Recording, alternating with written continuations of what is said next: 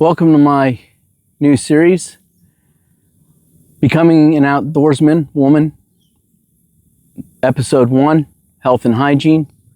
Over my right shoulder, we have some of the items that would be common to be taken with outdoorsmen/women. Please bear with me. My adult daughters did not want to participate in this, so I will be covering also female aspects of health and hygiene in the outdoors. So it may seem a little awkward, a little uncomfortable. I will be presenting it factually, and since the audience isn't medical, it kind of making it a bit awkward for me. And on top of that, I'm not great in front of the camera, which makes it doubly so. So please bear with me as we go through this. Over my left shoulder, you'll see a rendition of a common cat hole, which is used in the outdoors for a repository for fecal matter and hygiene cleanliness. I'll discuss that more here in a little bit. As we get into this, we will be discussing all the things that do and can happen in the outdoors. The less time you spend in the outdoors, the less relevant this is for you. The more time you spend in the outdoors, the more relevant. Somebody like is going on a 1-week camping trip will definitely need this. If you're just going on an overnighter or a 2-nighter, most of this won't even pertain to you, except for the common health care and welfare that you need to do at home to keep yourself fit, clean, and sanitary. So please join me as we take on, and bear with the camera work. I don't have a cameraman or anything like that, so I'll be the one doing it, and I'm not going to be a videographer, as I've stated in my intro. So there's going to be some jostling and everything. Please bear with me and forgive me for that. My forte is the outdoors, camping, hiking, everything else. And as I transition, as I get older, into more of a leisure life, due to the injuries and everything, to enjoy what I can, I want to put this out there, as I don't have any grandchildren yet, and my children aren't uber interested in the outdoors anymore. So please bear with me. Some of the items that I have over here are from the emergency kits that I kept in the vehicles for my daughters, and nieces. So please bear with me. There is in-depth conversation that'll happen in my Patreon for those that get my second level. We'll go more in depth into the equipment, the options, and the realities of the outdoors. This is just going to be an overview to keep you healthy, wealthy, and wise as you adventure into the outdoors. Again, my name is David McGregor, and we're going to start with a cat hole.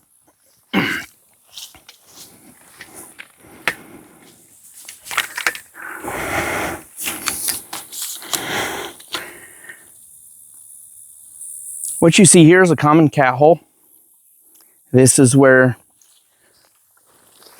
you would do your business, mostly fecal matter. If you're, sorry, bear with me, I'm trying to deal with the tripod here. There we go. As you can see, this comes up a little past my wrist, right here from the edge. It is 6 to 8 inches deep, about 10 to 12 inches across. And if you're in an open field without access to a latrine or a wash house or anything, or there's an emergency and you can't get to one, you dig one of these in the ground real quick and do your duty. There are different techniques to be able to do this. There's the common squat, and I will set this back up. I shouldn't have taken it down while I was doing it.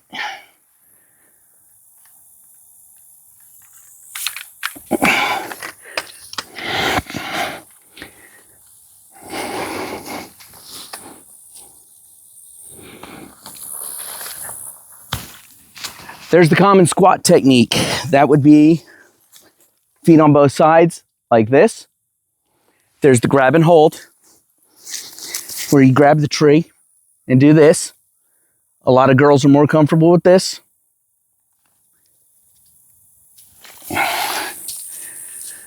There's also the kneel, where you are just literally kneeled on both sides. Do your duty, clean up, wipe, dispose of everything into the hole, and then cover the matter back up. If you're staying in a site for a night or two, my recommendation is leave the single hole open, and you can use it to dispose of your cleaning water, wash water, basically all just your gray water. So you're dealing with both your fecal matter and gray water. As you leave the site, you clean up after yourself by simply filling in the hole.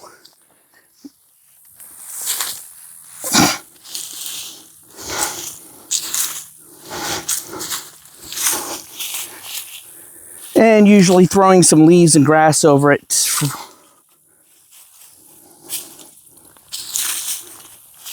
to help it blend into the earth is the way to go.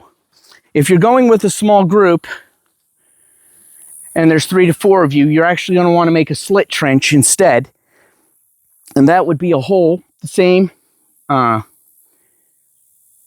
to 10 inches deep instead, and usually about 2 feet long. Now you can put a log across it or something to sit on, or you can do it in front of a tree like this and use the squat methods, whichever is more comfortable for you.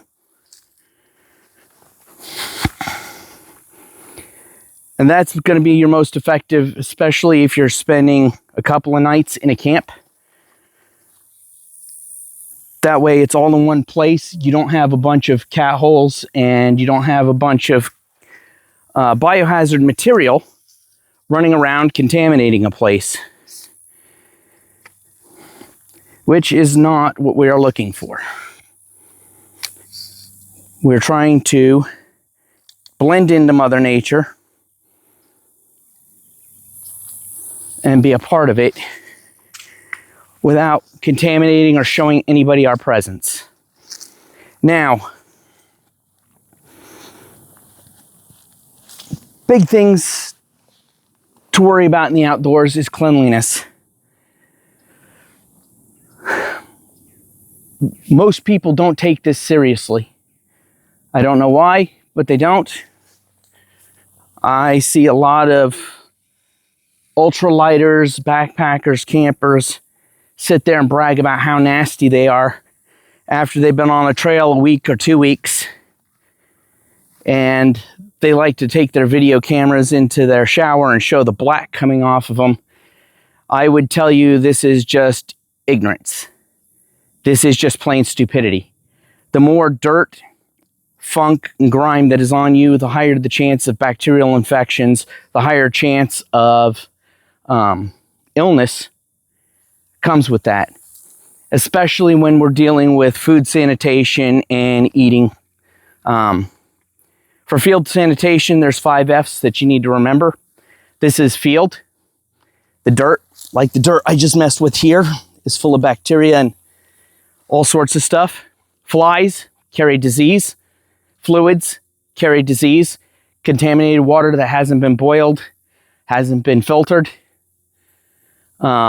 Your fingers, everything that they get into, the trees when you're holding on to barbed wire fences, stuff that animals have crawled over, even grabbing some of your gear like a backpack or something that has been sitting on the ground near a pile of cow feces or something along those lines, carries that bacteria. And if you don't clean up, you don't wash your hands, and I am saying wash your hands because sanitizer is a distant second to try and keep clean. It does not remove everything. It's not great at its job. So using soap and water is preferable. I know a lot of the ultralighters don't like to carry soap or anything like that because they say they're heavy. they're really not when you consider that they keep you healthy, wealthy, and wise. So when we get into soaps, you have some options that are friendly to Mother Nature. Don't go to your local store and just get Dawn or Dial or something like that. Get something like Dr. Bronner's, Pure Castile soap, Kirk's soap, and Sea to Summit. In expense, the Kirk's is the least expensive, the Sea to Summit is the most expensive, and the Dr. Bronner's is in between, the bar style. Liquids, if you've got the right equipment to pack it, go ahead. But these three have a unique ability to be able to clean your dishes, your pots and pans, do your laundry, and clean your body. Not just your hands, but your entire body. So you can keep yourself clean in the outdoors using these soaps. Now, you do not want to go to a creek, a pond, or a lake and wash yourself directly in these bodies of water. So the reason for that is distillates, and there are some, even though they're natural and biodegradable, they do alter the water composition. So we want to filter them through the soil first before they can reach the main waterways. So the sulfites and different chemicals that are in it, even though they're natural, can filter out of them and let Mother Nature break them down in the ground. Which is why when you do your camp dishes and stuff, you want to pour that into the cat hole. It'll start to break down the feces in the cat hole to help with composting. And it helps clean that out of the water as it returns to earth, as the earth filters it before it returns to waterways or into the cycle. Another thing that I noticed that a lot of hikers, backpackers do, and campers, is they'll stay in the same clothes for an extended period of time. And I've heard them on several sites say you only need one pair of clothes. I will argue that there's no reason for that. Not only is it unsanitary, if there's a sudden dip in weather or temperatures that you weren't expecting, and it does happen all the time, you can have an additional set of clothes, or you have a clean set of clothes that you can change out, and washing your clothes in the outdoors is not hard. It's a quick, simple, easy thing to do, and all you need is a waterproof bag and your clothes. I pack my clothes in my waterproof bag, except for my heavy-duty socks, and these together weigh just a hair under 1 pound. In here, I've got a base layer pair of pants, 420 alpaca wool pants, and a long sleeve alpaca wool shirt. In here is a pair of alpaca wool heavy-duty socks. So I am in a good position, especially when I have a campfire, to stay warm and allow me to clean. You change out your clothes, you take your dirty clothes, stick them in the bag, add some water, cold or lukewarm. If you're wearing wool and natural fabrics, you'd want to stay with the cold water. Add a few shavings of soap. Use your knife, the back of the blade of your knife, to scrape it. It'll make fine shavings. When the water turns milky, you simply fold it over.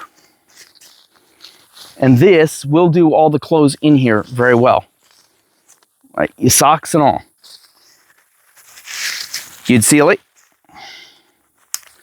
And then you just shake. Shake for about a minute. Then you're going to squeeze it in and out, back and forth, knead it. You're going to knead it for a couple minutes. Then you're going to pop it open. You're going to take the clothes out, let them hang over the bag so as much drips as you can. Then you're going to take it, ring it over your hole. Ring it over your hole. Take it to a tree limb. Hang the first one up. Do it to your pants. Do the same thing. Hang it up. Then you're going to take out your socks. Do the same thing. Wring them out. Hang them. You're going to dump the rest of the water that's in here into the cat hole. Then you're going to go get fresh water to put in here. You're going to squeeze out your clothes one more time. Put them back in here. fold it over, seal it, do the whole thing all over again. This is your rinse cycle. Open, pour it back out into the cat hole or slit trench. Knead and wring out your clothes, hang them back up, drain it out of the bag.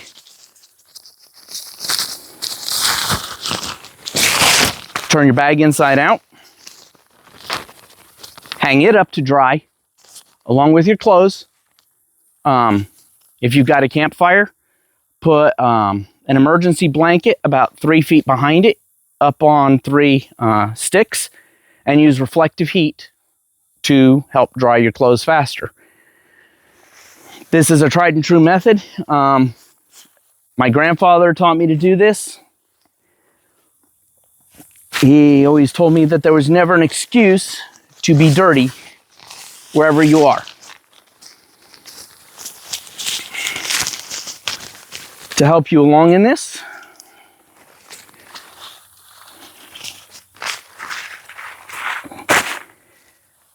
the liquid soap works best with laundry. You really have to work with small shavings and shake it really well to get it to break up into your waterproof bag to do your laundry. The nice thing about the Sea to Summits is if you get this comes with a brush scrubber that you can use on your gear, your clothes for stains, and on your pots and pans.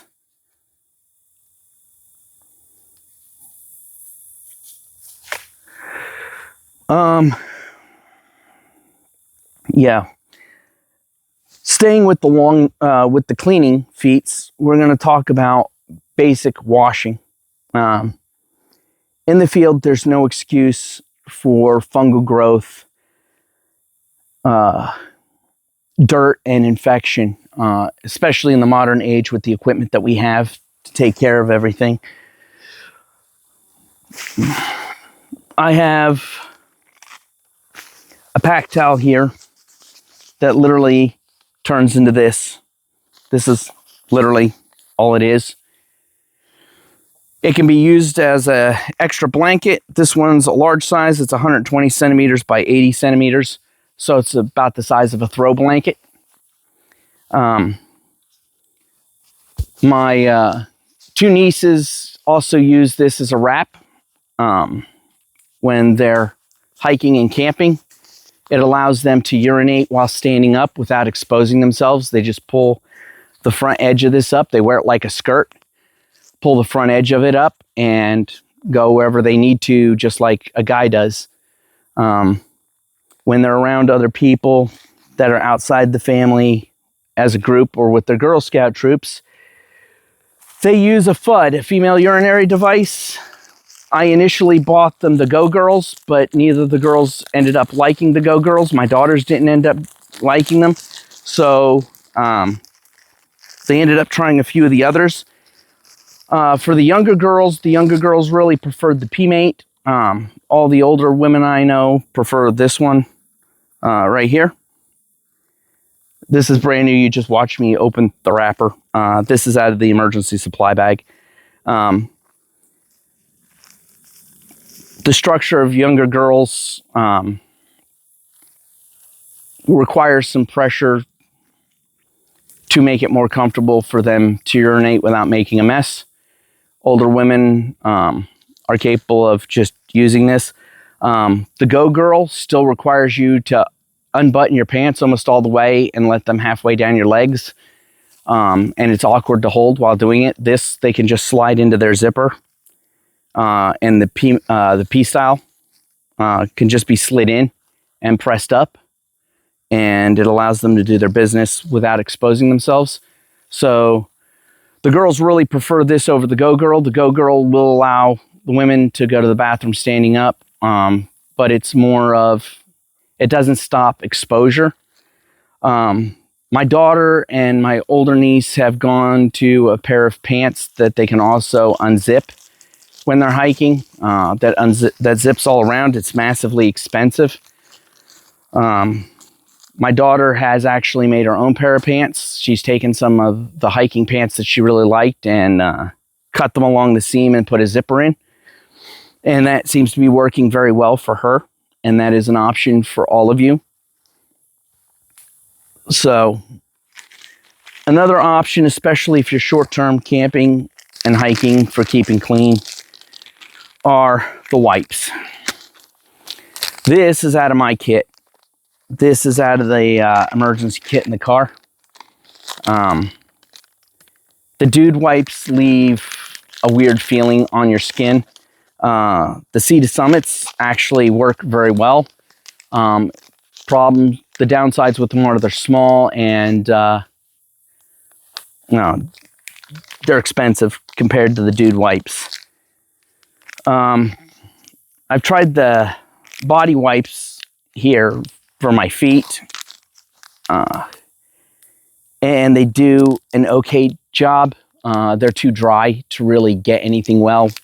You have to use one entire one just to get in between your toes and around the ball of your foot, and by that time it is just dry and it's starting to fragment. So I don't recommend them unless you are wanting to wash a specific area that's only a couple of inches and you're needing it for antibacterial wipe.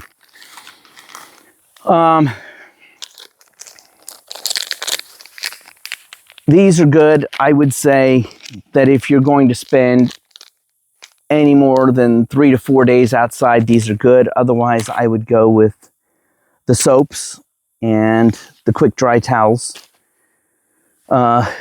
Use a handkerchief as a washcloth.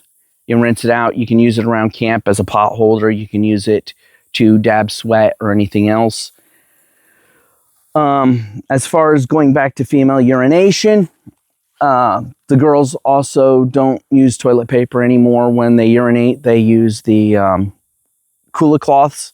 Now there's a cheaper version that has come out on some of the sites that they're looking at getting. That's just there, neither here nor there.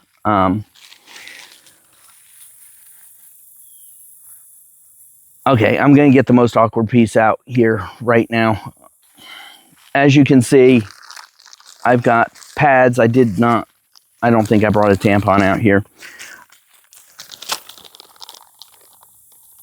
I have been on, I can't tell you how many trips with teens and preteens that either have had their first time or had thought their period was done and over and ended up, so they didn't bring anything with them and ended up having that occur.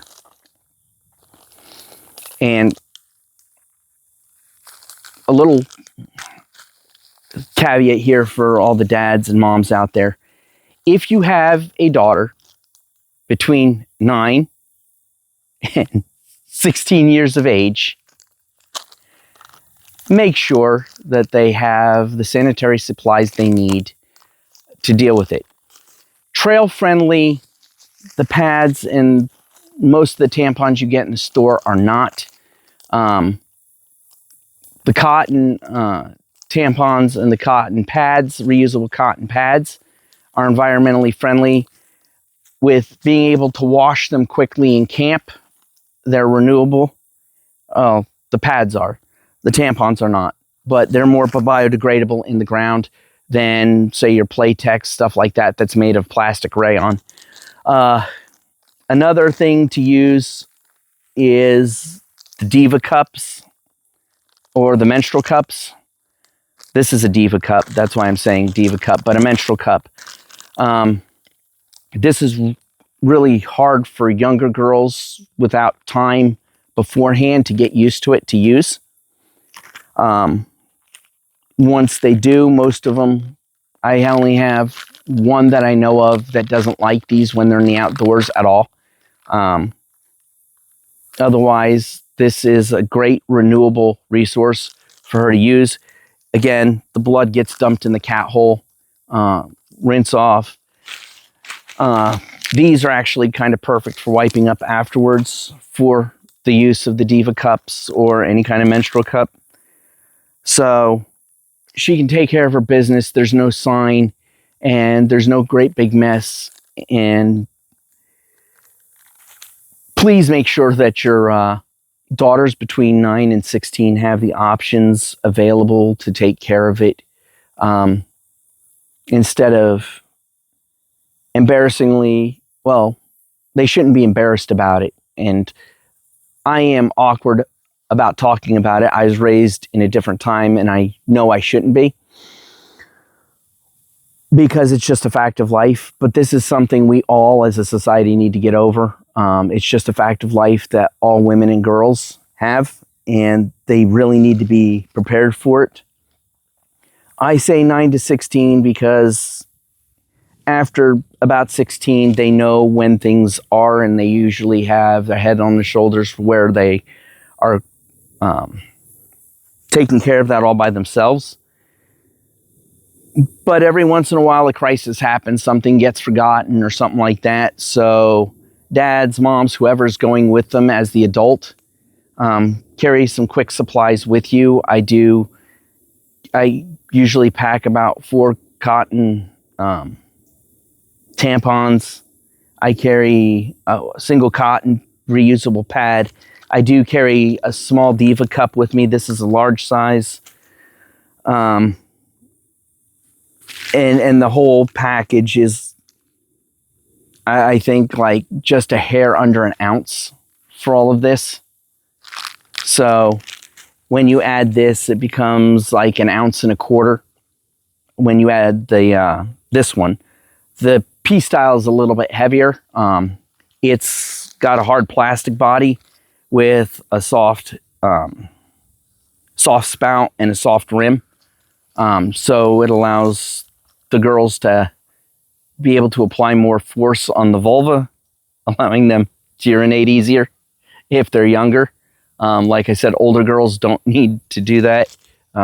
They can just place it up against and go and not make a mess.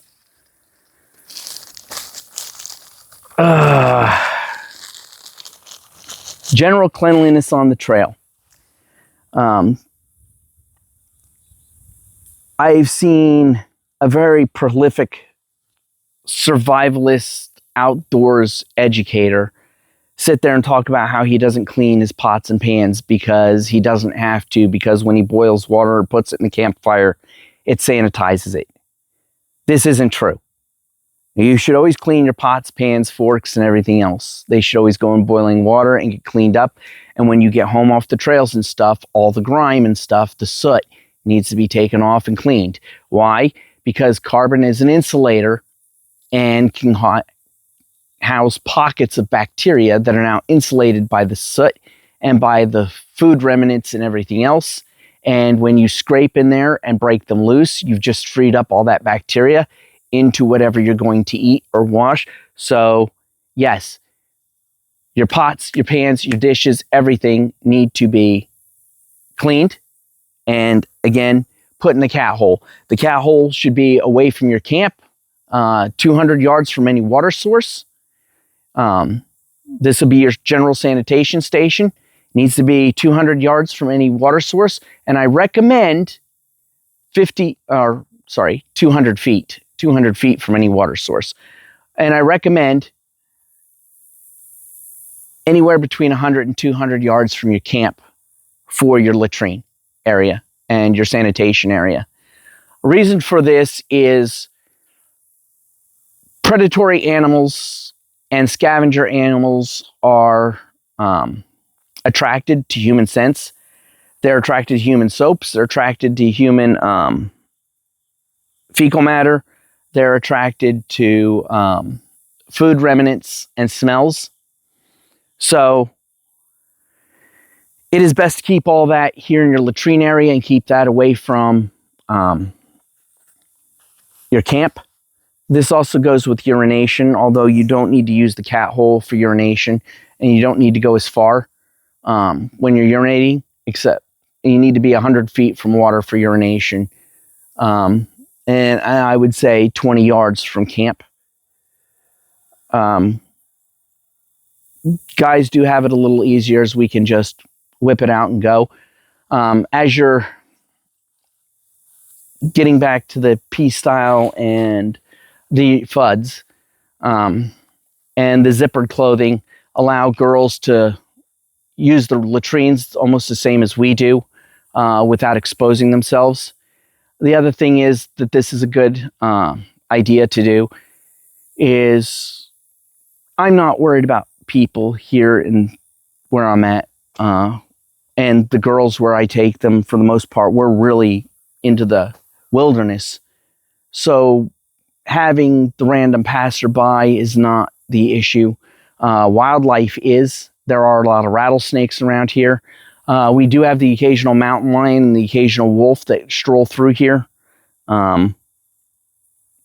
Department of Parks and Wildlife has now acknowledged that it's not a random, maybe once in a lifetime thing, that it's becoming prevalent, and they're getting ready to declare that they are breeding here in the state of Kansas. Well, at least cougars right now. Wolves will be shortly on that list. So younger children become a prey animal for a lot of these species if you are not keeping direct eye on them and you can't see them. With our society the way it is, about privacy and everything else, this is kind of hard, especially when you get to that 9, 10, 11, 12, 13, 14.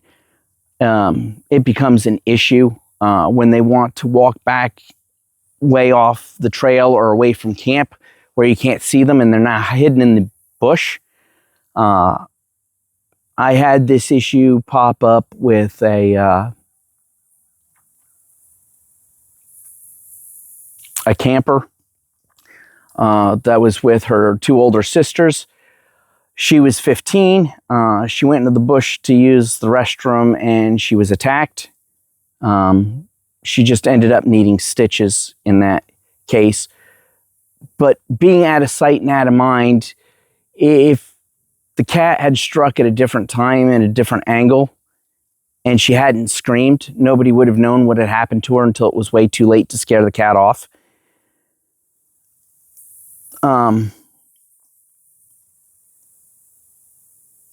Humans, especially if you're on the trails, the established trails, established campsites, and national parks, human predation is by far the biggest threat. Voyeurs are another major threat. A lot of the kiddie porn that I've heard of from law enforcement and stuff comes from established national parks, bathrooms, campsites, stuff like that. So you need to be aware of what is going on. You need to be able to keep your children and your female wards in sight without staring at them doing their business. So the P-style, the P-mate, the go-girl just gives too much. You end up staring at a bum, really, unless she's wearing a long shirt. Actually, it's happened to me. Originally I did have the go-girls for the girls, and then they were uncomfortable with that, and we found these later on. So that's pretty much what we go with now.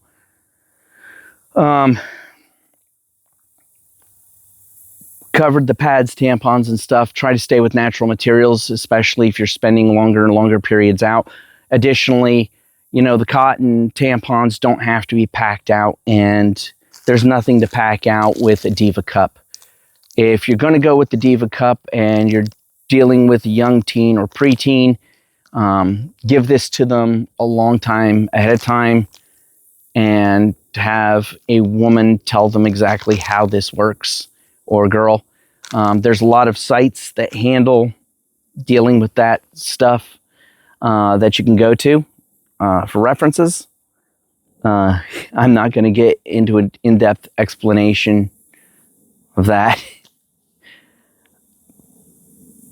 But for all the girls and women that are out there, you should not be afraid to talk about this stuff, even though it's kind of awkward for me and I'm showing that. This is absolutely 100% natural. And guys, we need to get over our awkwardness and making it a taboo subject. This is no different than urinating, defecating, or anything like that. It's just a part of nature. And it's just something that needs to happen. It's just like dealing with a cut. However, a cut is a traumatic injury. So that's not something that is supposed to happen. The period is supposed to happen. Urination is supposed to happen. We want to protect the girls, and we want to give the girls the ability to protect themselves and still have the convenience to do what they need to do in the outdoors, which is one of the number one reasons a lot of girls and women get out of the outdoors, is because as they get out of that phase and they cross into puberty, things just become difficult and awkward, and they just don't want to deal with it. So they give up what they love because of not having the tools or not knowing about the tools to deal with it. I want them to know that the tools are there to deal with it.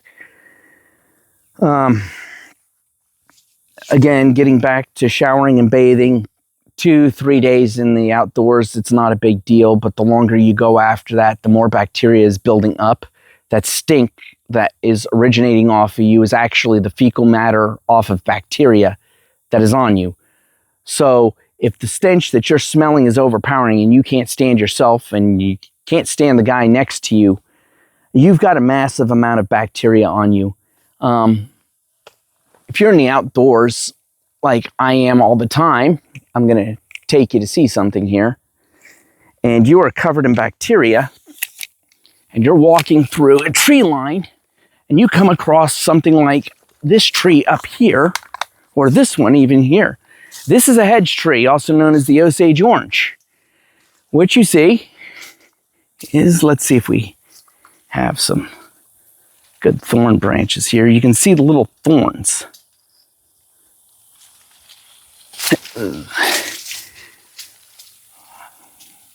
This one's not bad. There we go. You can see all those little thorns down there. There we go. And that's just an Osage orange. You can brush past one of these because the trunk is perfectly clear and not realize it. Or you can be going through a thicket like this right here and pop out and meet one of these. This is a black locust. This is a very unfriendly tree. Each of these thorns has thorns on it, and they are coated with a chemical toxin that'll burn for a week when it penetrates you. If you are covered in bacteria, that is definitely going to become infected. That is not something you want to be doing. It's not somewhere you want to go or be. Or you come across this kind of debris here as we're going here.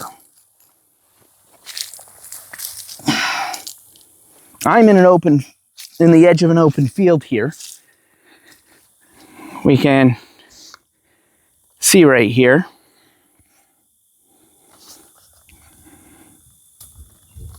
So,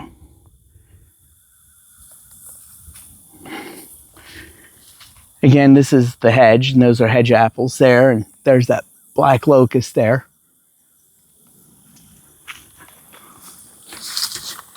When it comes to bathing, even if you can't get a full bath or shower, say it's in the winter and it's cold, you can wipe down the general basics, the places where bacteria breeds the worst and causes the most problems.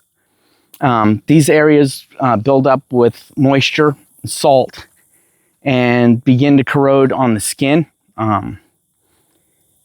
Wet and damp causes the skin to fall apart. And we'll get more into that when we deal with medical issues. But that would be trench foot. Not keeping yourself clean can pick up not just bacteria, but fungal infections, crotch rot, jock itch, foot fungus being among those. Please bear with me while I readjust here. I know it's awful. So, things we really need to keep clean, especially after that 2-day mark, 3-day mark, is under the armpits. Ladies, under the breasts, especially if you're well developed. You want to get up under there, get everything from underneath the groin and the feet, and your butt. You really want to get around your butt crack, into your groin. Your feet pick up all sorts of things, and they're also easily damaged. Most of us don't have right footwear.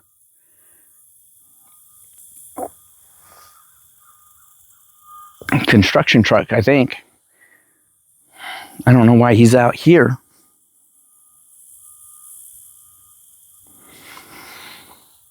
Anyway, get back to this. I'm sorry for getting distracted on you. Where was I? Oh, cleanliness. The feet are what keep you mobile, whether it be I'm just camping out in a ravine, I'm just going for short hikes or whatever. Foot health is critical, and most of us don't have the right footwear. I learned this the hard way, and it took years and years and years of pain, agony, and foot destruction to figure it out. Anymore, I'm wearing barefoot shoes, and my toes are just starting to spread out again. This toe used to be up under here. You can see where it used to bend like that, but now it's starting to spread out on its own. Since I've gone to barefoot shoes, these are zeros. I have a couple of different types. My work boots now are also barefoot because I found out that normal work boots are meant for a 4-inch wide footbed, and most men are between 4¼ and 4½ inches wide on their feet. And at a size, you don't get that width until you get to size 13, size 14. I'm a size 10, and as a size 10, I have just a little more, well, just a little less than 4½ inches wide on my footbed. I have it written down somewhere. So it hasn't been until the last 2 years, when I was just in crippling pain, that I made the transition. And the transition has been, wow, mind-blowing. The first couple of months, it just was agony. Wearing barefoot shoes was just absolute agony. The doctors kept trying to say my foot pain was because of my high arches, and it really wasn't. It was because my foot was being crushed up like this and being forced like this. And you can see how that toe automatically goes up and under, and I'm down here crushing on it again. So now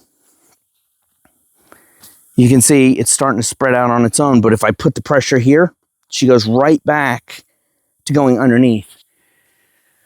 And I found out that this is actually common, and I hadn't realized I was doing it to my own children, and that my own children were wearing the wrong type of footwear.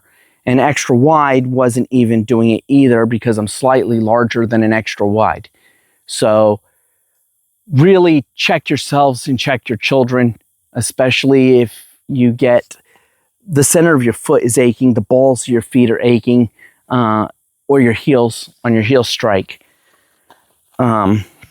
It feels like that a burning, twisting feeling in your foot. Really go and have your footwear checked out and make sure that you're getting the correct footwear. Keeping your toenails trimmed is another thing. I have done a lot of rescues and dealt with a lot of people that I took cold into the outdoors that end up having problems because they did not trim their toenails. Especially when they're wearing boots that are a little too loose or not properly fitted, they will actually smash the toenails back until they peel off and are bloody.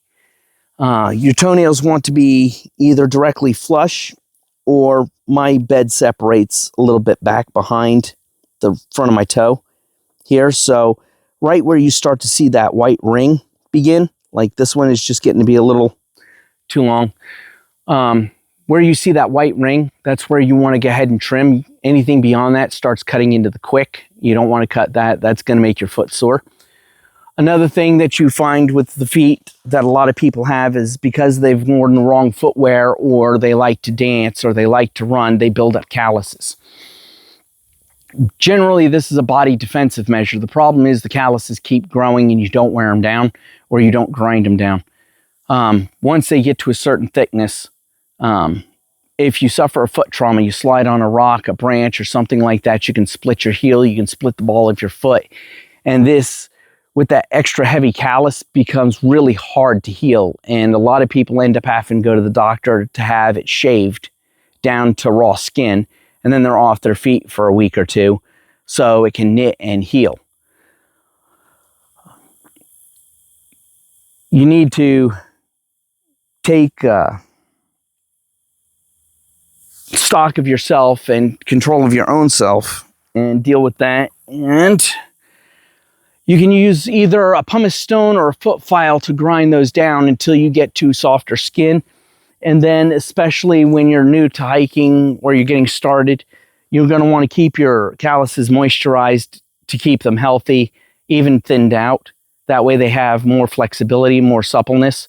It also gives you more ground feel of what's going on, more perception.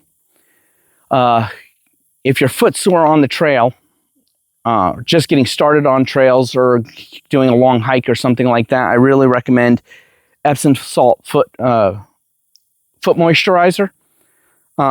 It relieves the muscle pain and the arch pain.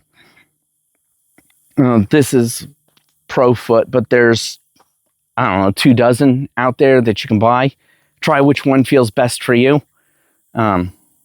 This is my niece's. This is my older niece. She's 14. Health and hygiene kits. A certain somebody said that you really don't need anything in them. You just, what is it? He carried a pair of toenail trimmers and, what was it? I don't remember what it was. Oh, yeah. That. This was his hygiene kit right here. A pair of toenail trimmers and a cotton cloth. And I just started laughing because that's just completely asinine crazy. I don't recommend that. Let's see. Where's mine? I had mine here. Where did I do with it? I think I put it back where it belonged. Here's my health and hygiene kit, part of it anyway. I do carry this. I do carry some toilet paper. I do have a bidet. Sometimes that just doesn't do it and you just need a bit of toilet paper. If you do use toilet paper in your cat hole, I recommend you burn it so it breaks down faster. Most people won't. They just let it. And I've been on the trail, the Appalachian Trail last year for the first time in a couple of years. I was back east in Virginia, and I was really disappointed to see the amount of toilet paper and fecal matter that is just laying off to the sides of the trail and sometimes even in the middle of the trail. If you're one of those people, I suggest you correct yourself, because if I run across you and I catch you, I won't be nice about it. That's disgusting. I don't want my daughters, my nieces, I don't want most people walking through it. I mean, if that's what you want to do, that's fine. But yeah, I don't. Getting back to my hygiene kit, I have a scraper to remove the calluses and stuff on my feet. I keep a razor for a couple of reasons. One, if I'm injured, I can remove the hairs off my legs, off my arms, to allow a bandage to better adhere. I have my toenail trimmers. I have an earwax cleaner. Yes, that is a thing that you need to take care of, especially if you're outdoors longer, especially if you're outdoors with any kind of sinus congestion, allergies. You end up with a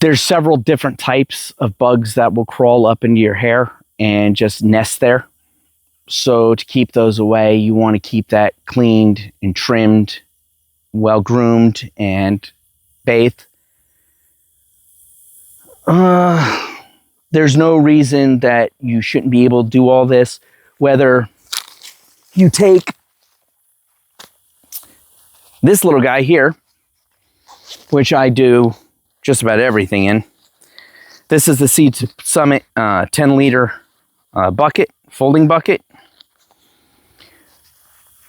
I can grab 10 liters of water from a creek, stream, brook, pond, whatever, and I can put it near a campfire, not right next to it, but near it, and it will absorb that heat and transfer it to the water, giving me the ability to hot bathe, or, you know, I can pour hot water from a pot in there to do the dishes, or I can use that warmed up water for the lukewarm water to wash like my synthetics, like my nylons and stuff like that.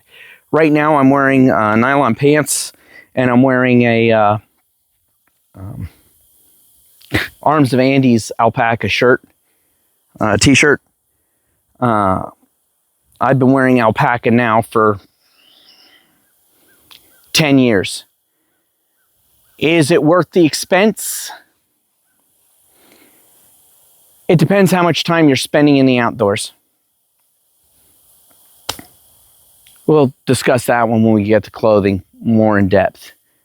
But that's just what I'm wearing now. Like I said, your wools, will be done in cold water. Your nylons, your synthetics will be done in lukewarm water to warm water. Bathing, you can scrub your feet and soften them up from calluses or from suffering from a hard day of hiking by sitting on a bench or a folding chair, heating the water in the bucket, adding some hot water from your pot. We'll get to cooking equipment and pros, cons, and what the ultralighters are doing. An ultralighter would probably freak out to see this stuff, but the weight compared to when I started hiking, backpacking and stuff is absolutely minimal. This is just under 1 ounce. This is heavier than the bucket. The towel is about 1.5 times the weight of the bucket. And then you have these. Sea Summit really has some really interesting gear. This is a portable shower. This weighs just 10 grams heavier than the bucket. And what you get is a pocket shower that you can hang in a tree and wash yourself down when you're dealing with your camp kitchen and washing up and stuff to keep your hands clean. You can put boiled water into this and just go through and spray and rinse. If you're somebody who likes to take a water bladder with you instead, you can use your water bladder as a shower. Right here we have the Camelback hydration kit.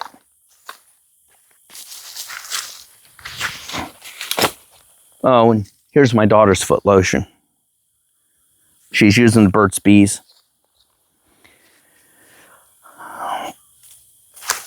But the Camelback hydration kit gives you 2 liters, where this, when it's fully inflated, gives you 2.5 gallons. This will give you 2 liters. You can simply hang this up with a full bag. The newer ones have the press button separator. You can tell that this one's much older. But you can just let that drip down on you, or you can put the tip on and just press on it to be able to wash your hands or take a quick rinse or shower. Not as effective as the pocket shower. The pocket shower's mine. The bucket is mine. That's mine.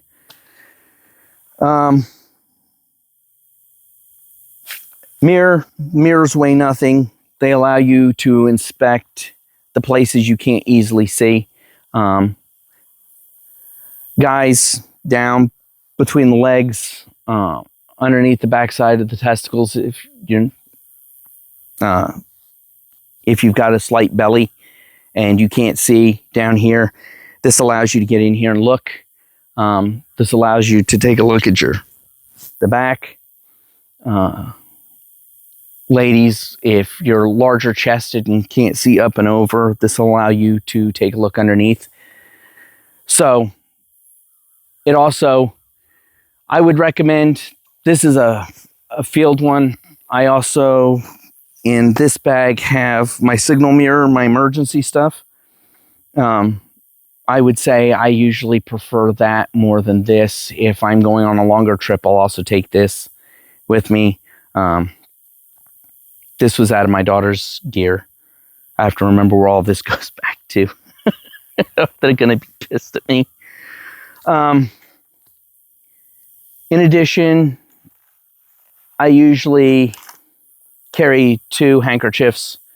One is going to be one of the smaller, just standard kerchiefs that you can get in any store. The other one is, God, can't remember the name of it right now. Damn. Sorry, that's just frustrating for me. I know exactly what it is. Shemog. My Shemog. I bought a bunch of these when I was deployed, and I usually carry 1 or 2 of them with me. They come in handy for all sorts of things. Slings, cooling. The first summer camp out, it came in handy for my niece to be able to wear a skirt and get a little bit more air when it was 103 degrees out. So she actually wore this, I think it was actually this one, as a skirt for the weekend. The nice thing about wraps and skirts, ladies, is they give you more breathability, especially in the hotter temperatures, and they allow you to evacuate yourself easier and to deal with the lady issues in a much simpler term. The zip pants, like the modification my daughter did, and I know that there's a couple of companies that do it. I know I saw the price on one after another backpacker was talking about his 14-year-old daughter buying them for his, no, they supplied them to test for his 14-year-old daughter. When I went to look, the price was $180 for usually a $70 pair of pants with a zipper that goes from the belt loops all the way around to just 2 inches from the back belt loop. I thought that was a bit insane. My daughter did too after I bought the first pair for her and for my eldest niece.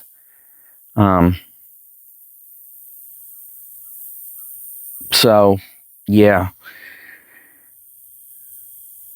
You can do this on the relatively cheap. This is $4. This was 18. This was 21.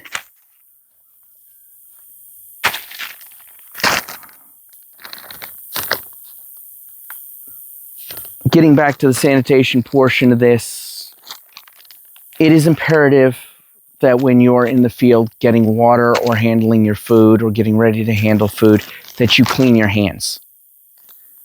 It's not so important when you've got the bag on the outside, but when you're dealing with the bottle cap, and everything that you're going to be drinking out of, you really need to have clean hands. You don't want to be handling all that with nasty hands. The more that you bring that to your face, the more you're going to ingest it, the more that you're going to end up with serious stomach ailments. So between handling the filling bag and then the bottle beneath, before you unscrew it and you take this apart and you stop it from hanging, you're going to want to clean your hands, take the bottle off with clean hands and seal that bottle up, then deal with this. The same with after you use your latrine, you deal with the issues that you need to deal with.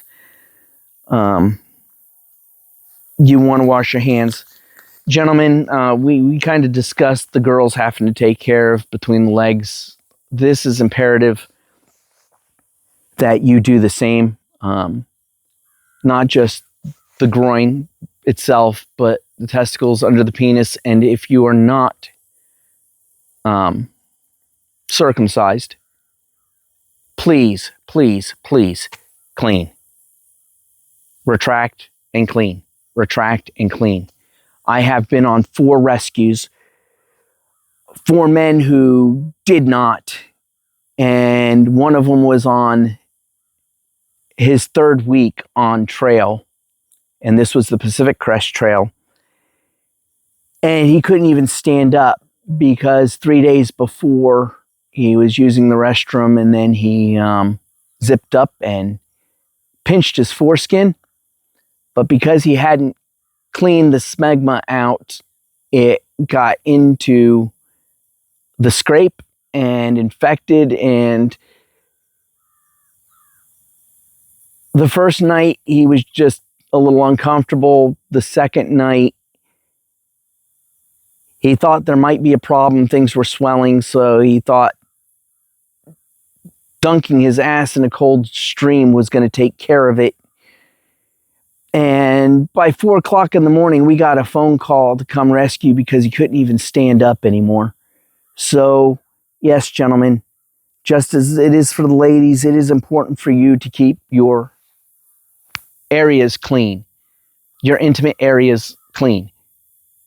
This isn't...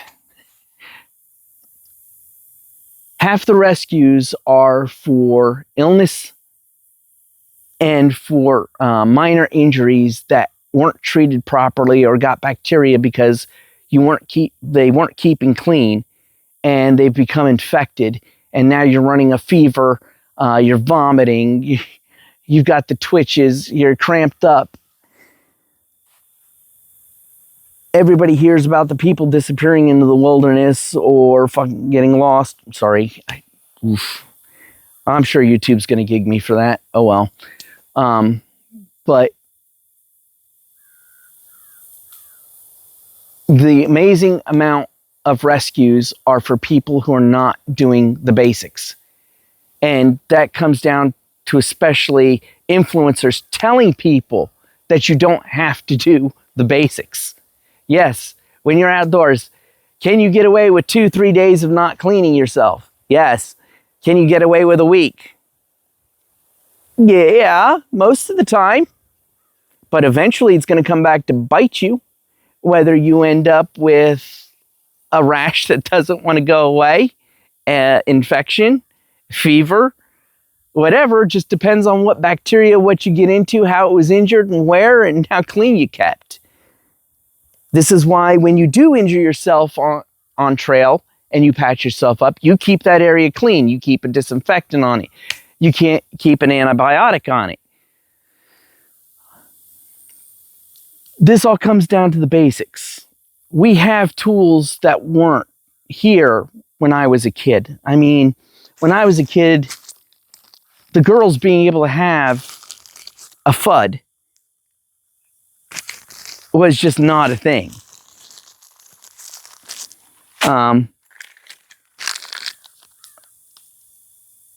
The menstrual cup wasn't a thing. I mean, these two things for ladies are game changers. The other thing that has changed is when I was a kid and when I was in the military, and even my granddad, you're in the field, you're still expected to keep shaven. You're still supposed to keep clean. You're still supposed to brush your teeth. You're supposed to keep your feet clean, your gear clean. For some reason, when we've gone to the ultralighter and we've become more modern, we seem to forget that we are supposed to still be able to do that. I can bathe myself out of my canteen cup, which is right in here. I've got a canteen cook set. Before this, I carried a military one from way back when I was a kid in Boy Scouts. I carried a World War II canteen set with canteen cup. And even as a Boy Scout, when I got to that 14, 15 and started to get the peach fuzz and stuff, I was still expected to shave out of that canteen cup to wash my face, to be able to take your bandana, some soap, and go ahead and clean up. Rinse out, clean, wash, dump it, get fresh water, rinse, pull all the soap and stuff off, you know, rinse it out, wash this out with fresh water. Now hang this up to dry overnight, and bada bing, bada bang, I've got this that's clean that I can use for the pots and pans, for lifting off the fire, you know, for wrapping an injury, because it was all washed and done right here, right there. Clean shaven, clean face, clean body, clean feet in the field. You know, if you split your toenail, you split your fingernails and stuff, you take your trimmer, you cut it back, and you wrap a Band-Aid over it to keep it from splitting out anymore, and to keep the two edges from being able to split farther. So you took it down as far as you could. Or if you folded a fingernail back, you just trimmed it off. Now, I don't know, the last 10 years that I was doing active search and rescue, a lot of just craziness. The tools are here. I mean, this is a bit heavier, but I mean, this is nothing to pack. And this is an entire kit in here. I mean, you've got your cuticles, you can take care of pimples, you've got take care of hangnails, you can take care of ingrown nails. It's all right here. And yeah, it's a little bit heavier than my kit, and it doesn't have the razor, but I mean, there's still really, this is about 3 times the weight.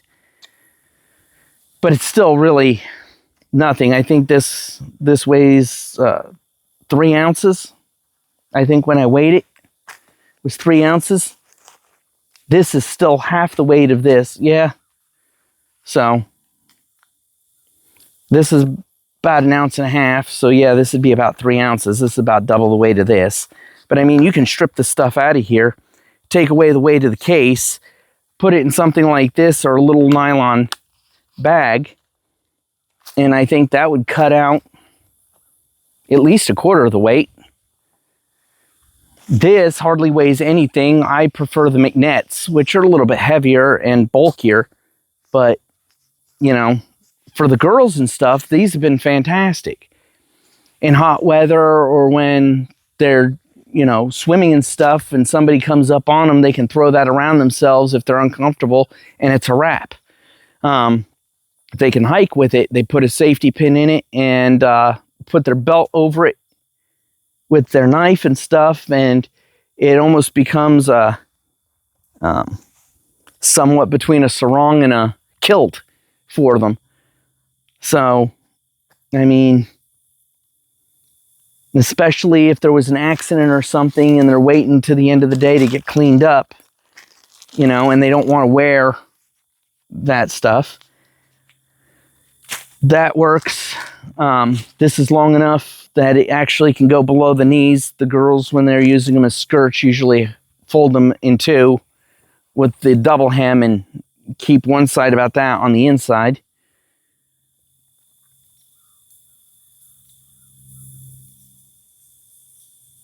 So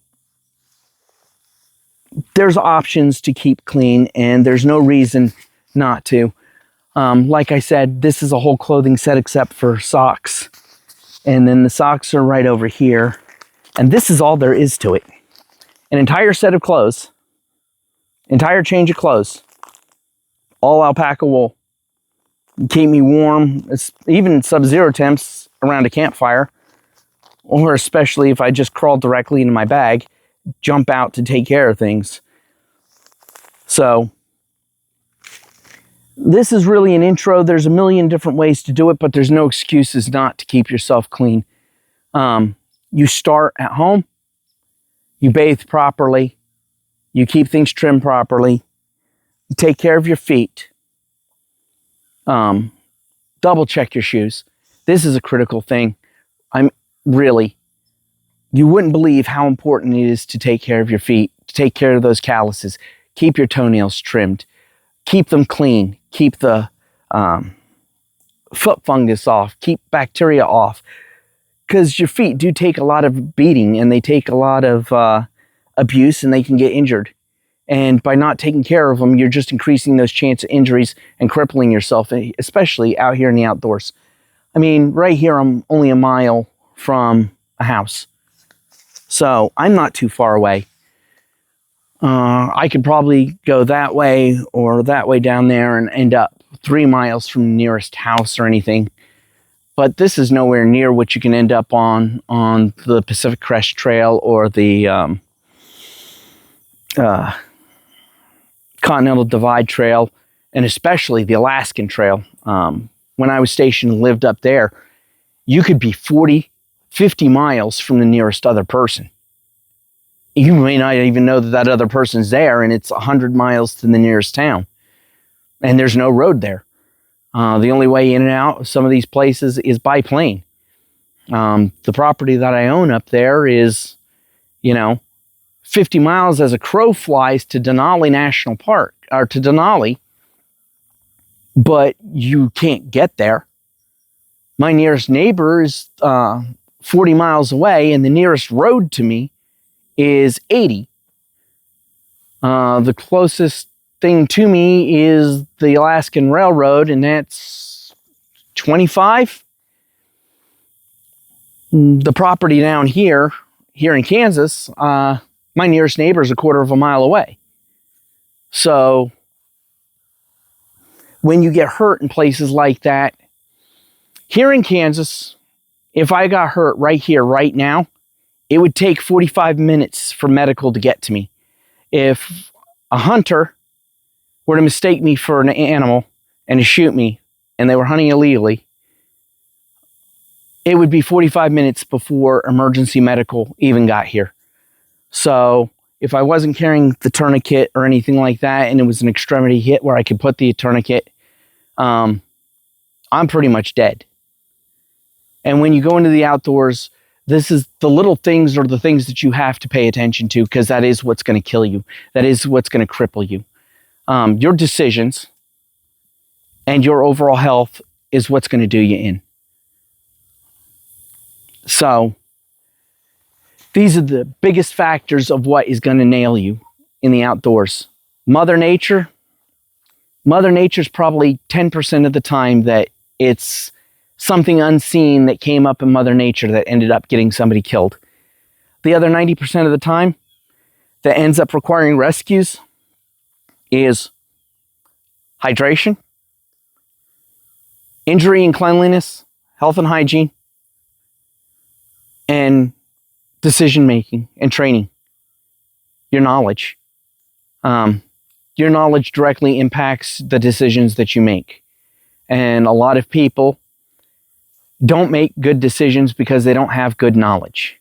And I'm trying to fix that here.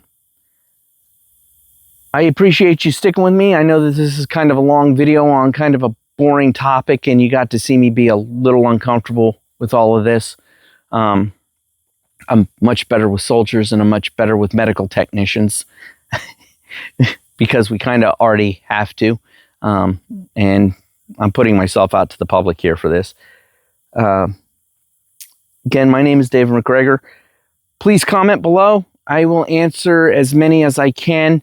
If you're a Patreon member, this sounds like a real shitty thing, but I will answer you directly. If you're a Patreon member, no matter what, I will get back to you personally and address what you asked. If it's on the more personal side or more in-depth side, you can get a hold of me. You can DM me privately, or you can get a hold of me via my email, warrior7ra@gmail.com. Again, that's warrior7ra@gmail.com. My name is David McGregor. Online, I'm warrior7r. Again, thanks for bearing with me and going through the basics of this. Please do your research, find out what works best for you. These two items, this and my shave kit, That's 3/4 of a pound right there. So there's no reason not to carry what you need with you. This could be used as a towel in a pinch, I'm sure, but this is a third as heavy as that. I think I bought this for her on either Temu or Alibaba. I'm not saying to do that. I'm generally look at them for their prices. And I will tell you to be very, very careful buying that Chicom stuff. There are some good buys.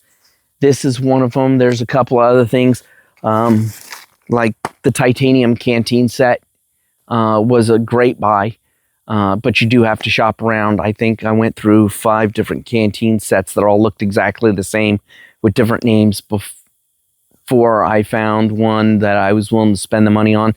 They're all the same. Because it's titanium, they're asking exorbitant fees for. Pathfinder Outdoor wanted $165 for it. I think it was $165. I got it on Alibaba for $81. Yeah, $81. I'll show you that when we get to the cooking, campwear, and hydration. Next episode will be outdoor clothing and footwear. I hope you found this entertaining. Well, or at least informative. Mostly informative. Like I said, I'm not probably the greatest at entertainment. I'm used to whole different audiences, and I'm used to being very straightforward and to the point. If you like seeing me squirm, say so in the comments below. And let me get this set all set up and packed up and let you guys get on with your day. Again, next episode will be clothing and clothing, footwear, and bedding. We'll be covering all the above. Thank you, and I will see you the next episode, which should be the next week and a half. Please bear with me as I get through all this and still try to get everything else in my normal life done. Thank you and have a great day.